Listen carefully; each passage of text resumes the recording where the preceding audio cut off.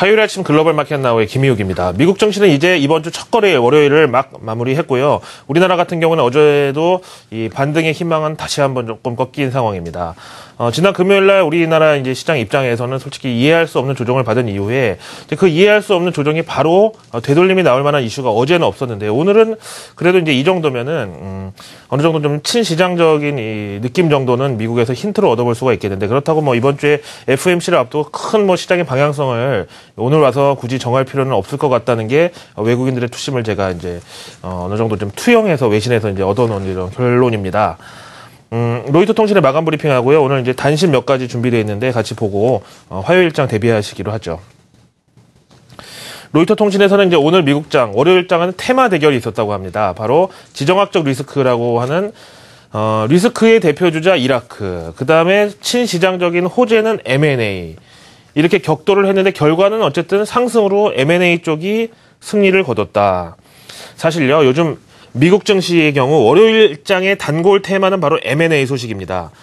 이제 해당 기업 담당자들이 사람들 쉬는 동안 눈을 피해가지고 토요일, 일요일 열심히 계산기 두들기면서 딜을 하고 일요일 밤에 서로 사인한 다음에 바로 월요일 아침에 짠 하고 발표하는 거죠.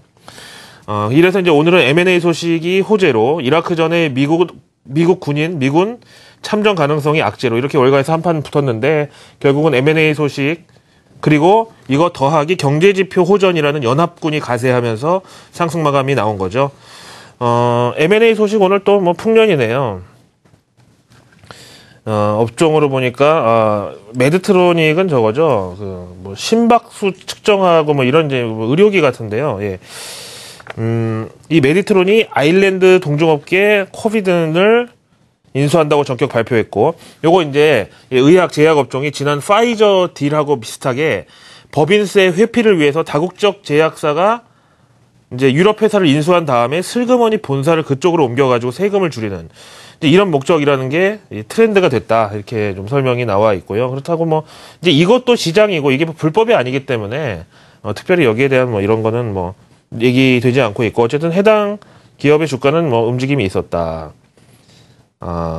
그 다음에 윌리엄즈, 뭐 레벨 3, 그 다음에 퓨전 아이오 이런 게 이제 다 기술 업종하고 그 다음에 윌리엄즈 같은 경우는 파이프라인 만드는 유틸리티 업종인데 이런 데가 전부 오늘 M&A를 발표해서 월요일장답게 진짜 M&A 풍년이었다고 말씀드렸고요. 대신에 이제 오늘 문제는 거래량을 좀 보셔야 되는데 이것도 뭐 어떻게 보면 뭐 충분히 이해가 되시죠.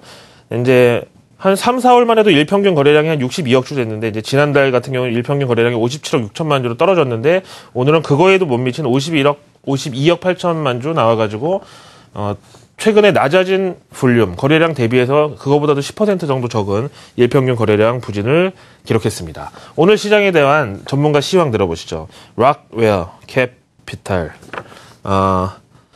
이라크 사태는 이제 차익 실현을 하고 싶은 사람들의 좋은 변명거리다라면서 오늘 월요일장 같은 경우는 조금이라도 매도가 커질라 손치면 바로 어디서 반발 매수세가 나타나면서 시장을 바치던 이 상황이었다라고 설명했습니다. 따라서 오늘 다소 이제 좀 변동성은 있었지만 지정학적 리스크라는 테마는 증시에 있어서 더 이상 팔아야 될 재료는 아닌 것이 증명된 셈이다. S&P 500 지수 지금 오늘 하루 동안의 흐름 준비될까요?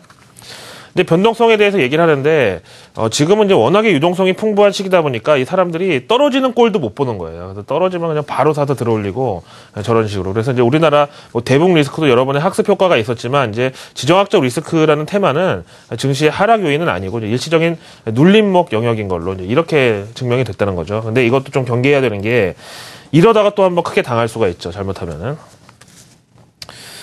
그 다음에 이제 오늘 앞에서 보신 대로 이라크 내전 뉴스하고 M&A하고 이렇게 악재 대 호재의 대결이었는데 이 호재팀에 조금 힘을 보탠 게 바로 이제 경제지표 세 가지였습니다. 뉴욕 엠파이어 스테이트 지수 한번 보시겠습니다. 뉴욕 지역의 제조업 경기를 나타내는데 이제 뉴욕에서 제일 유명한 게 엠파이어 스테이트 빌딩이다 보니까 이제 저렇게 부르는데요. 뉴욕이 뭐 도심 빌딩만 있는 게 아니라 그거는 뉴욕주 뉴욕 시내 맨하탄이고요. 뉴욕주가 뭐 뉴저지하고 포함해서 굉장히 큽니다. 우리나라로 치면 이제 경기도 지역 같은 이제 그런 이제 주변에 뭐 전원 지역도 있고 이제 위성 도시의 느낌도 있고 이런데요. 이것도 이제 다른 경제 지표들하고 마찬가지로 보시다시피 1분기에 왕창 부진을 했다가 2분기 되면서 갑자기 튀어 올랐기 때문에 V자 반등이 나온 다음에 조금 헤맬 거라고 생각을 했지만 보시다시피 삐죽하고 추가 상승이 지금 나오고 있는 모습이죠. 헤드라인 넘버가 보니까 5월에 정점을 찍고 19.1을 기록했는데 다른 경제지표들하고 마찬가지로 이번에 좀 꺾이지 않겠냐고 해서 15 정도 예상했는데 실제 결과는 19.28 나와가지고 2010년 6월에 최고, 그러니까 한 4년 만에 최고를 기록했네요. 이제 뭐 반올림해가지고 19.3이라고 외신해서 이제 뭐 국내 언론에서 하는 것 같아 19.28. 그 다음에 조금 선행성을 가진다고 하는 신규 주문이 18.36으로 지난 10.44에서 18.36으로 올라왔으니까 엄청 많이 뛰어오른 거죠. 거의 2배 가까이 증가를 했고, 이제 그 다음에 역시 또 경기에 민감하다고 할 수 있는, 이제 재고는 무려 2.2에서 9.6까지, 그러니까 한 4배가 좀 튀어 올랐습니다.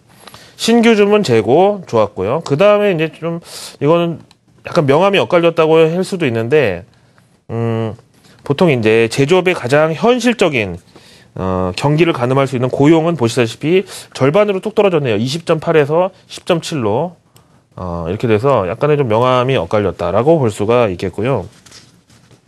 그 다음에 또 다른 경제지표 하나 보실까요? 바로 미국의 이제 산업생산 연준에서 집계하는 자료인데요.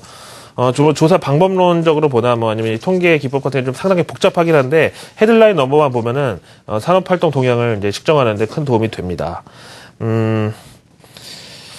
앞에서 보신 엠파이어 스테이트 지수는 이제 지역 제조업 지수고 이제 이거는 전반적인 뭐 이런 건데요. 당초 예상치가 한 0.5% 정도 늘어났을 것이라고 봤는데 실제 결과는 요거를 넘어선 0.6% 증가를 기록했고요.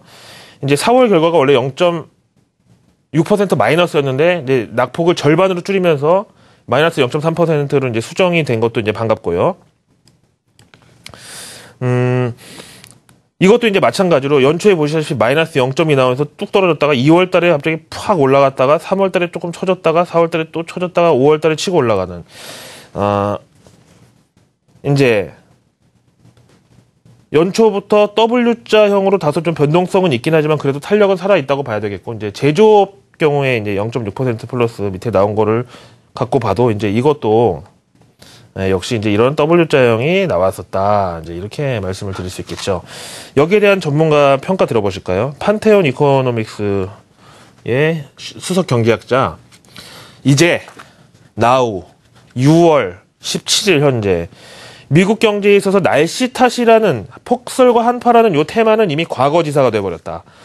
최근에 제조업 생산은 강화 추세가 자리 잡고 있고 이 가운데서 자동차 업종이 1.5%, 산업장비 0.8% 늘어나면서 이런 가격 비중도 크고 사용 연한도 길고 진짜 경기 선행성을 가지는 내구재 주문이 상당히 늘어났다는 게 고무적이었다. 이렇게 평가했습니다.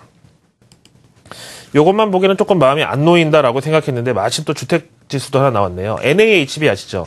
전미주택건설업협회에서 발표하는 주택시장지수 보시겠습니다.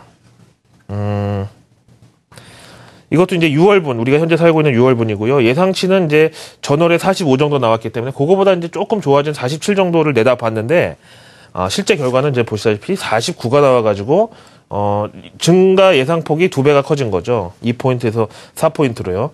근데 이제 요것도 좀 히스토리를 볼 필요가 있겠는데요. 이제 여기서 보시면은 이제 파란색이 이제 전반적인 이 앞에서 보신 주택 시장 지수가 되겠고 빨간색이 단독주택 착공 현황이거든요. 이제 미국 부동산 같은 경우는요. 가장 일반적인 주택의 이 모양새는 앞에 마당이 있고요.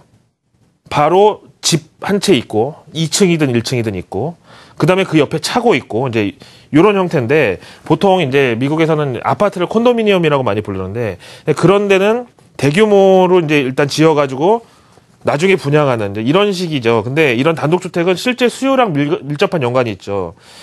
물론 이제 뭐 톨브라더스나 이런 것처럼 고급 주택의 경우는 뭐 이렇게 단지를 지어가지고 분양하는 경우도 있지만 일반 단독주택은요. 이제 처음부터 설계하고 뭐 집 주인이 하다못해 수도꼭지부터 이제 이 앞에 울타리 펜스 모양까지 다 고르고 이제 이렇게 해서 착공이 시작되는 거죠. 근데 이제 이게 보시다시피 지난 주택 위기 이후로 뚝 떨어져 있다가 이 빨간 선이 이제 단독주택 착공인데 올라가지를 못하고 있는 데다가 그나마도 또 최근에 보면은 지난해 급등분을 그대로 반납하면서 지금 현재 뚝 떨어져 있는 상황이죠. 그래서 이제 요게 치고 올라가야 전체 주택 시장 지수도 올라간다고 이제 빨간 선을 생각할 수가 있겠는데 여기에 대한 NAHB 협회장 의견 들어보실까요? 지난 몇 달 동안 등락을 거듭하면서 레벨 다운됐대요. 그러니까 막 W자형이긴 했는데 계단식으로 결국 내려와 있었던 주택시장 지수가 한 달 만에 4포인트 상승한 것은 그래도 미국 경제에 있어서 주택시장만큼은 조금 자신감이 이제 회복되기 시작했다는 증거다. 그동안 이제 많이 떨어져 있었다는 거죠. 그런데 이제 미결과제가 세 가지 있는데 소비자들이 주택 구매를 망설이고 있는 상황이다. 왜냐하면은 보다 명확한 경기 회복이나 소득 증가 같은 확신을 기다리고 있는 것이다. 그러니까 미국의 주택 모기지 대출은 가장 일반적인 게 30년 만기거든요. 이게 30년짜리니까 웬만큼 내가 고용에 대한 불안이 있거나 이러면 쉽게 사인을 못 한다는 거예요. 그리고 명확한 경기 회복에 이제 이 확신이 있어야 부동산 가격 오르면 이제 그걸로 이제 이 가처분 소득 증가분으로 이제 활용해서 쓰는 이제 이렇게 하려고 기다리는 거죠. 이제 이러다 보니까 미국의 주택 건설 업자들은 재고를 증축하는 데 있어서 상당히 지금 현재 마음이 편치가 않다. 그러다 보니까 이제 지수가 많이 올라오질 못하고 있는 상황인 거죠. 그 다음에 이제 재무성 지표 하나 나왔는데 보실까요? 자, 이제 미국의 재무부 국제자본수지 현황이 나왔는데 이거는 4월분이거든요. 근데 이제 뭐 다른 거는 다 접어두고요. 뭐 얼마가 늘어났고 줄었고 이거 중에서 이제 국가별 비중 보시면은요. 이게 앞에서 말씀드린 대로 4월 결과라는 점을 착안하시고요. 4월 하면 뭔가요? 바로 우크라이나 사태가 가장 한창이었던 시기였고 그때 막 러시아하고 중국이 손을 잡기 시작한 그런 시점인데 보시다시피 미국 국채 1위 보유국가 중국이 한때 1조 3천억 달러가 넘었었는데 이제 지금은 1조 2,632억 달러로 이 세 번째 자릿수에 6자가 붙은 거는 이거는 거의 1년 만에 최저 수준이라고 봐야 되거든요. 그러면 중국이 이렇게 줄인 거를 누가 가져갔느냐? 일본이 좀 늘렸고요. 그 다음에 러시아도 이제 조금 늘렸고요. 그 다음에 특이한 게 벨기에가 여기 벨기에가 뭔데 도대체 미국 국채를 이렇게 최근 연간으로 봤을 때는 1,670억 달러 규모에서 지금 3,660억 달러로 2배로 지금 미국 국채 보유를 늘렸습니다. 뭐 미국이 간접적인 지원을 하는지 어쩐지는 알 수는 없지만 어쨌든 이 벨기에가 미 국채 시장에 있어서는 거의 연기금의 역할을 지금 하고 있다는 건데요. 이제 채권 얘기 나온 김에 이것도 볼게요. 이제 미국 연준에서 지금 현재 채권 매입 기조가 진행 중인데 테이퍼로 이게 어느 날 빵원이 되면은 야 이제 연준이라는 이 주포가 없어진 미 국채나 채권 시장은 내리막길이 불가피하다 해가지고 채권 펀드런 뱅크런은 예금 다 찾아가는 게 뱅크런이고요. 펀드런은 펀드 다 환매하는 게 펀드런이죠. 채권 펀드런을 대비해서 채권 펀드 해약할 경우에 환매할 경우에 수수료를 부과하는 방안을 고려 중이라고 하는데 이제 이게 뭐 얼마나 효과가 있을지라기보다는 연준도 이렇게 연착륙에 있어서 상당히 지금 조심스러운 입장이라는 것 정도만 아시면 되겠습니다. 다음에 이제 단신으로 넘어갈게요. 이제 국내 SNS 관련주는 페이스북과 트위터의 주가를 많이 참고를 하고요. 국내 2차 전지하고 전기차 관련주들은 테슬라의 그 전날 주가가 어떤지를 많이 봅니다. 테슬라 관련해서 이제 지난 목요일 날 일론 머스크 CEO가 우리는 테슬라가 갖고 있는 전기차 특허권을 다 포기하겠다. 특허권 안 받고 무료로 다 갖다 써도 좋다. 이렇게 해서 이제 한번 파문을 일었었는데 그걸 놓고도 진짜 바보냐 천재냐 이런 얘기가 있었죠. 불과 3거래일 만에 일론 머스크가 이제 대박을 쳤다라고 나왔습니다. 천재였나요, 그럼? 파이낸셜 타임즈에서 단독 보도 내용인데, 테슬라의 기술을 무료로 사용하는 대신에 전기차 생산에 있어서 최근에 가장 적극적인 BMW하고 닛산 두 회사는 이 차가 테슬라든 BMW든 닛산이든 어차피 전기차 충전하고 이 배터리 기술이 테슬라가 지금 가장 독점으로 가지고 있는 특허권 기술이다 보니까 이 기술을 사용을 하되 충전하는 어댑터나 아니면 전류의 크기 같은 게 이제 호환이 가능하다는 점을 들어서 충전소 같이 쓰자. 아무래도 BMW나 닛산은 이제 뭐 대자본을 끼고 있기 때문에 테슬라는 지금 충전소 만들려면 땅 사야죠. 뭐 거기 또 알바끼 하는 사람이 있으면 물어줘야지. 뭐 안전 기준 뭐 통과해야 되지. 굉장히 골치 아플 텐데 기술을 주는 대신 저거를 가져가겠다. 이렇게 했고요. 지난주 목요일 이 특허권 포기한다고 발표했을 때 당시 서베이에서 역시 76%의 사람들이 크레이지는 크레이지인데 여우 같은 크레이지다라고 했잖아요. 대단하죠. 마켓워치에서는 테슬라가 터보 엔진을 달았다, 슈퍼차저를 달았다. 그래서 사상 최고가를 갔다고 했고, 테슬라 모터스 오늘 주가가 보시다시피 8.81% 하루 만에 급등하면서 사상 최고를 경신했습니다. 안 그래도 개장 초에 사상 최고에 가 있었는데 그걸 더 레벨업 한 거고요. 이제 지금 보시는 목요일이 이제 이날이었는데 이날 같은 경우는 일론 머스크가 저것도 좀 입방정 아닌가 해가지고 약간 뺐는데 오늘 하루 만에 그냥 보란 듯이 바로 치고 올라가면서 결국은 일론 머스크가 옳았다는 점을 반증했고, 국내 이제 2차 전지 관료진들도 이런 거를 지난 목요일 같은 경우에 저도 업황 확대의 기대감은 공유해도 좋다고 말씀드렸지만 뭐 해당 주식들은 근데 큰 움직임이 없었고요. 오늘 같은 날에 한번 2차 전지나 전기차 관련주들이 야 이게 잘하면 이게 전기차가 대세가 될 수도 있겠구나 이제 이렇게 볼 수 있겠죠. 근데 이제 이거 일론 머스크 입장에서는 상당히 좀 용단이었다고 볼 수 있는 게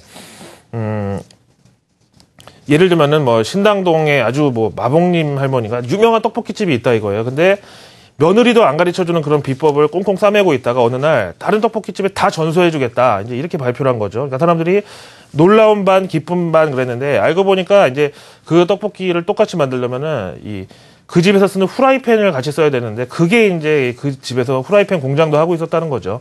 그 후라이팬을 안 쓰면 똑같은 맛이 절대 안 난다는 거예요. 이제 그런 차원에서 당시에 신의 한 수였다. 이제 이런 평가가 옳다고 봐야 되겠죠.